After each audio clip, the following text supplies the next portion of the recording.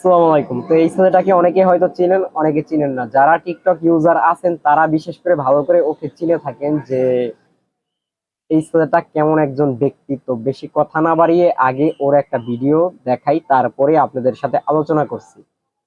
মেহেদি শুভ ভাইয়া, আপনি চাঁদপুরের গর্ব কেন? কারণ ভাইয়া আমি হচ্ছে চাঁদপুর জেলাকে চিনাইছি সবার কাছে। চাঁদপুর জেলাকে অনেকে না চিনলেও আমাকে চিনে। সারা বিশ্বের তুমি যেই প্রান্তে যাবা, যেই দেশে যাবা, তুমি চাঁদপুর জেলাকে চিনাইতে পারবা না, কারণ ওটা কেউ চিনে না। কিন্তু আমার নাম বলে ঠিকই চিনে, মেহেদি শুভ ভাইয়ার নাম বলে।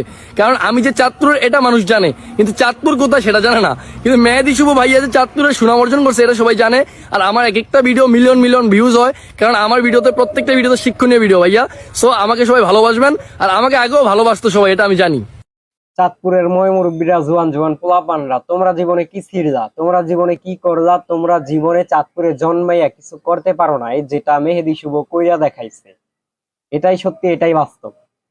সত্যি বলতে কি, ছাগল, কিছু কিছু ছাগল এলাকা ভিত্তিক ছাগল হয়। যেমন একটা ঘরের মধ্যে একটা ছাগল তৈরি হয়, একটা এলাকার মধ্যে একটা ছাগল তৈরি হয়, একটা বংশের মধ্যে একটা ছাগল তৈরি হয়, একটা জেলার মধ্যে একটা ছাগল তৈরি হয়। ঠিক তেমন ভাবেই বাংলাদেশের মধ্যে এক নাম্বার ছাগল যদি হয়ে থাকে এই ছাগল, যে ছাগলে আপনার খাবারকে যাইথাইয়া উষ্টাইয়া ফালাইয়া জ্বালাইয়া তারপরে মনে করেন যে ভিডিও করে, সেগুলাকে দেখাইয়া বাংলাদেশকে, বাংলাদেশের চাঁদপুরকে রিপ্রেজেন্ট করতেছে পৃথিবীর মানুষের কাছে। চাঁদপুরের ভাই ব্রাদাররা, এই ছাগলটাকে যদি কোরবানি ঈদের সময় আপনারা মার্কেটে নিয়ে যাইতেন কিংবা হাটে নিয়ে যান, ভালো একটা দাম পাইতেন। আপনারা সর্বপ্রথম একটা ভুল করছেন, যে আপনাদের এই ভুলটা কখনো, এই ভুলের ক্ষমার যোগ্য না আপনারা। কেননা আপনারা সময় মতো কাজে লাগাইতে পারেন না। ছাগলের দাম প্রচুর, এটা তো জানেন। 15 লক্ষ টাকা যদি একটা ছাগলের দাম হইতে পারে, তাহলে এই ছাগলটাকে আপনারা কেন হাটে কিংবা বাজারে উঠান না, এমনকি বিক্রি করে দেন না? এটাই আপনাদের একটা দুঃখের বিষয়। এই দুঃখে আমি খুবই দুঃখিত। যারা টিকটক ইউজাররা আছেন তারা খুব ভালো করে জানেন যে এই ছাগলটা কি কি ধরনের কাজকর্ম করে থাকে। আর ছাগলের কারণে বাংলাদেশের মানিজ্যত, মানে চাঁদপুরের মানিজ্যত পুরাই ধুলার সাথে মিশা যাইব। ভাই আমি চাঁদপুরে থাকি না, চাঁদপুরের বিষয়ে কিছু জানি না ভালো করে, কিন্তু একটা জিনিস খুব ভালো করে জানি, চাঁদপুরের ইলিশ। এই জিনিসটা তো পুরো বাংলাদেশের মানুষ খুব ভালো করে জানে যে চাঁদপুরের ইলিশ ভালো ইলিশ, সেরা ইলিশ। আর বিখ্যাত হলো চাঁদপুরের ইলিশের দিক দিয়ে।